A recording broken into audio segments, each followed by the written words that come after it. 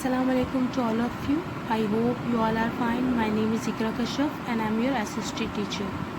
आज हम यूनिट 1 में चैप्टर 2 रीड करेंगे, Pakistan and her neighbour, Pakistan और उसके पड़ोसी। सबसे पहले हम पाकिस्तान के बारे में पढ़ते हैं।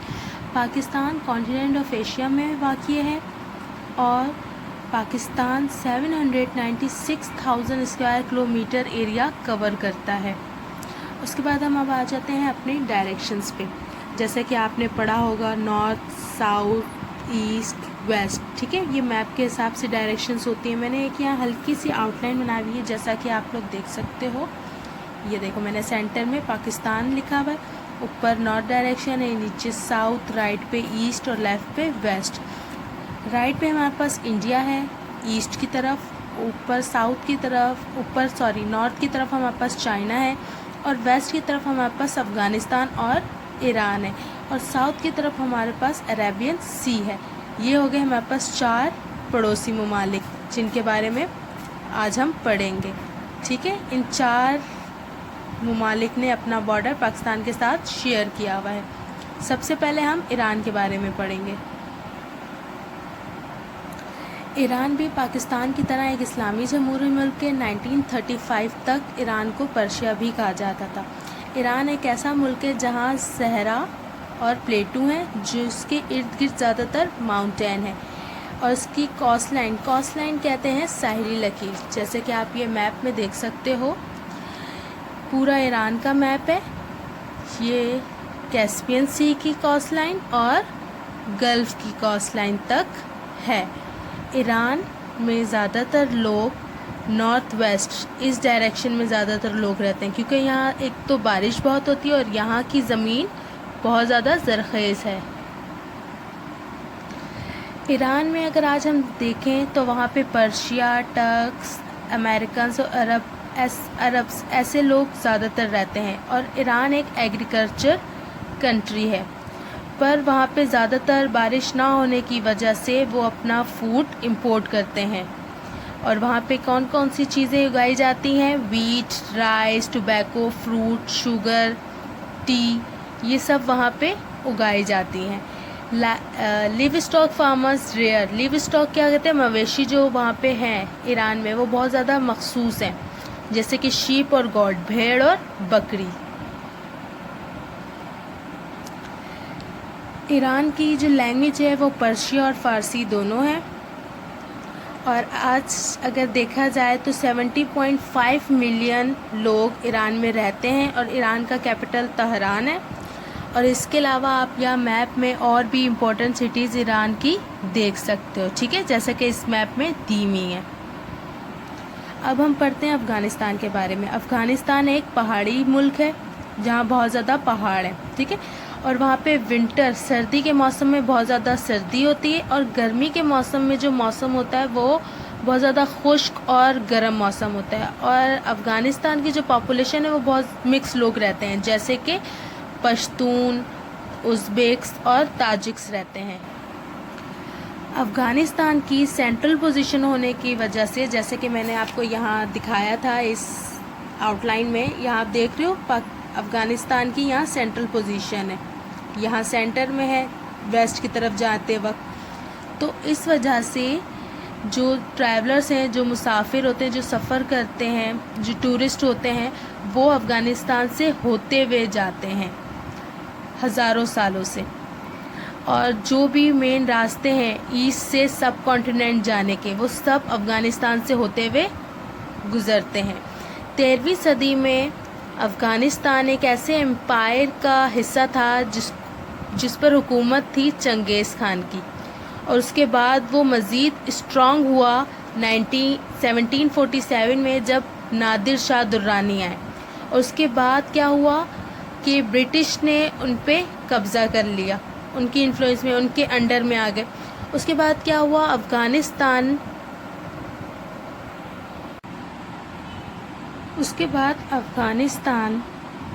ने ब्रिटिश को शिकस्त दी और 1921 में आज़ाद मुल्क बन गया। पर उसके बाद भी रशिया उस अफ़गानिस्तान में बहुत अपना ग्रेट इंटरेस्ट दिखा रही थी और उसके बाद क्या हुआ, 1979 में यूएसएसआर ने अफ़गानिस्तान को ऑक्युपाई कर ले लिया और 10 साल तक बग़ैर रुके बग़ैर आराम किए अफ़गानिस्तान और रशिया की जंग होती रही। 1989 में रशिया ने विड्रॉ किया, पीछे हो गई और फिर अफ़गानिस्तान एक बार फिर आज़ाद मुल्क बन गया। लेकिन इसके बाद भी मुश्किलात कम नहीं हुई थी, इसके बाद भी मुश्किलात उनकी बढ़ती गई, ख़ास तौर पे सितंबर 2001 में जब उन पर अटैक किया गया यूएसए ने। और उसके बाद 2002 में एक नई गवर्नमेंट वहाँ पे रख दी गई, एक न्यू गवर्नमेंट वहाँ पे आ गई, प्लेस हो गई। उसके बाद क्या हुआ, कंट्री ने बहुत सफ़र किया, वहाँ पे बहुत ज़्यादा तबाहकारियाँ हुई, बर्बादियाँ हुई, बहुत से अफ़गानीज़ जो थे वो मुल्क छोड़ के चले गए, क्योंकि जो 1980s में जो जंग हुई थी, जो लड़ाई झगड़े हुए, और उसके बाद 2001 में जो लड़ाई झगड़े हुए, उसकी वजह से हज़ारों की तादाद में लोग पाकिस्तान आ गए। और रशिया के हमले से पहले अफ़गानिस्तान एक बहुत तरक्की याफ्ता मुल्क था, वहाँ पे स्कूल यूनिवर्सिटीज़ थे, वो एक बहुत अच्छा मुल्क था और वो मशहूर भी था अपनी टेक्सटाइल, कारपेट और फ्रूट की वजह से। और वहाँ पे वो एक्सपोर्ट भी करता था लैम स्किन कहते हैं भेड़ की खाल को, फ्रूट, कॉटन, वुल, कारपेट और नेचुरल गैस, ये सब वो एक्सपोर्ट करता था। नेचुरल गैस 1970 में डिस्कवर हुई, जिसके वजह से मुल्क में बहुत पैसा आना शुरू हो गया। और अफ़गानिस्तान की ऑफिशियल लैंग्वेज पश्तून और डेरी पर्शियन है और वहाँ की पॉपुलेशन 32 मिलियन है और अफ़गानिस्तान का कैपिटल काबुल है। अब हम आते हैं चाइना पे। पाकिस्तान ने अपना एक छोटा सा हिस्सा बॉर्डर का चाइना के साथ शेयर किया हुआ है। The mountain in the border region are Karakoram, और जो वहाँ पे माउंटेन है, पहाड़ है बॉर्डर के साथ, वो कौन सा है, काराकोरम, जो बहुत मशहूर और ख़ूबसूरत भी है और बड़ा भी है।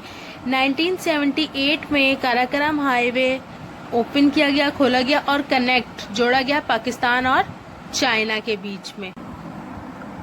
और इस हाईवे को बनाया गया था चाइनीज़ और पाकिस्तानीज़ से, और ये खंजीर पास से होती हुई गुजरती है, जिसकी हाइट 4693 मीटर है। चाइना पाकिस्तान से बड़ा मुल्क है और इसका टोटल एरिया है 5,958,000 स्क्वायर किलोमीटर। नॉर्थ की आबो हवा सर्द होती है और साउथ की आबो हवा गर्म और गीली होती है। जो दुनिया का सबसे मशहूर गोबी डेजर्ट है वो चाइना में वेस्ट की तरफ है। चाइना एक एग्रीकल्चर कंट्री है जिसकी ज़्यादातर आबादी नॉर्थ ईस्ट में है। जैसे कि आप इस मैप पे देख सकते हो कि नॉर्थ ईस्ट की तरफ आपको ज़्यादा पॉपुलेशन मिलेगी, ठीक है। चाइनीज़ फार्मर ज़्यादातर राइस ग्रो करते हैं, चावल उगाते हैं साउथ की तरफ, और दूसरे जो उनकी फूड क्रॉप्स हैं, जो ग़िज़ाई फसलें हैं, वो है वीट और मिलेट। चाइना के पास कोल, ऑयल और आयरन और वाफिर मिकदार में जमा है। चाइना दुनिया की सबसे पुरानी तहजीब में से एक है। अगर हम इसके पास्ट में देखें तो बहुत सी मुख्तलिफ ख़ानदानों ने इस पर हुकूमत की है। 1911 में एक बहुत बड़ा इनकलाब आया जिसकी वजह से कंट्री रिपब्लिक होगी। रिपब्लिक कहते हैं जमहूरिया को। 1921 में चाइनीज़ कम्युनिटीज़ पार्टी ने अपना लीडर माओ ज़ेडुंग मुंतखब कर लिया। उसके बाद वो बहुत पावरफुल हुआ और उन्होंने एक नई जमहूरिया कायम की 1949 में। 1960s में एक कल्चरल रेवोल्यूशन, एक सकाफती इनकलाब आया माओ ज़ेडुंग की लीडरशिप में। उसके बाद डेंग ज़ियाओपिंग के अंडर कंट्री प्रोग्रेस तक तरक्की याफ्ता और जदीद हुई। और उसके बाद उन्होंने एक इकनॉमिक रेवोल्यूशन, मुआशी इनकलाब भी बर्पा किया। अगर आज हम चाइना में देखें तो बहुत सी इंडस्ट्रीज़ हैं जिसकी वजह से वो वर्ल्ड 4th लार्जेस्ट इकनॉमी बना है। चाइना की आबादी बहुत ज़्यादा है पूरी दुनिया में। 1.33 बिलियन है। चाइना की ऑफिशियल लैंग्वेज मैंड्रिन चाइनीज़ है। चाइना का कैपिटल बीजिंग है। और there are many important cities, जैसे कि आप यहाँ मैप पे देख सकते हो, बहुत से सिटीज़ आपको यहाँ पे नज़र आ रहे होंगे। अब आ जाते हैं हम इंडिया पे। जैसा कि आप जानते हो 1947 में पाकिस्तान और इंडिया एक अलग अलग मुल्क बने, उससे पहले वो दोनों साथ ही थे। ठीक है, अब आ जाते हैं हम इंडिया पे। India is a much larger than Pakistan. India भी पाकिस्तान से बहुत बड़ा है। इसका एरिया कितना है? 2,973,190 स्क्वायर किलोमीटर। और वहाँ की जो आबादी है वो तकरीबन 1.2 बिलियन है। वहाँ पे इंडिया में ज़्यादातर लोग हिंदू हैं, लेकिन एक बड़ी तादाद में वहाँ पे मुस्लिम, बुद्धिस्ट, सिख और क्रिश्चियन भी रहते हैं। इंडिया एक एग्रीकल्चर कंट्री है, लेकिन जैसे जैसे साल गुजरते गए, डेवलपमेंट होती चली गई, इंडस्ट्रीज़ बनती चली गई, वो मज़ीद डेवलप होता चला गया। मज़ीद डेवलपमेंट कब आई? जब इंफॉर्मेशन टेक्नोलॉजी IT की इंडस्ट्री डेवलप हुई, उसके बाद इंडिया एक स्ट्रॉन्ग इकनॉमी बन गया। साउथर्न पार्ट में इंडिया में प्लेटू है, बहुत बड़ा प्लेटू है, जिसे हम दक्कन प्लेटू भी कहते हैं। नॉर्थ साइड पे जो इंडिया है वो चाइना से सेपरेट हो गया हिमालय की वजह से, हिमालय के ज़रिए। इंडिया में एक बहुत बड़ा दरिया है जिसे हम गंगा भी कहते हैं। ये दरिया हिमालय से, नॉर्थ में हिमालय से होता हुआ, गुजरता हुआ ईस्ट इंडिया की तरफ आता है, जिसे हम बे ऑफ बंगाल, बांग्लादेश भी कहते हैं। दक्कन प्लेटू ने साउथ की तरफ का ज़्यादातर हिस्सा कवर किया हुआ है। Pakistan and India become separate independent countries.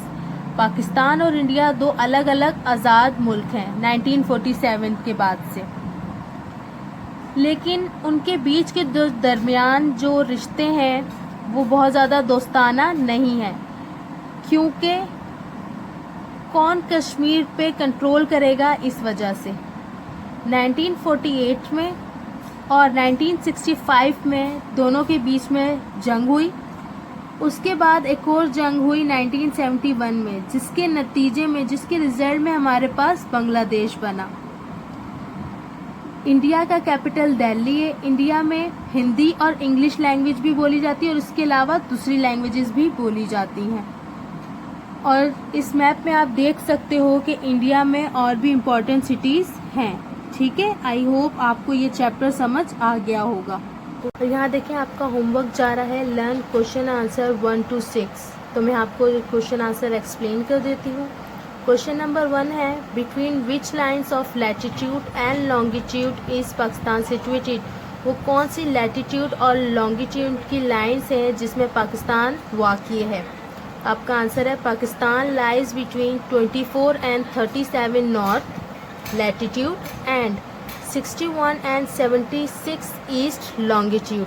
Pakistan 24 and 37 north latitude और 61 and 76 ईस्ट लॉन्गिट्यूड में सिचुएटेड है।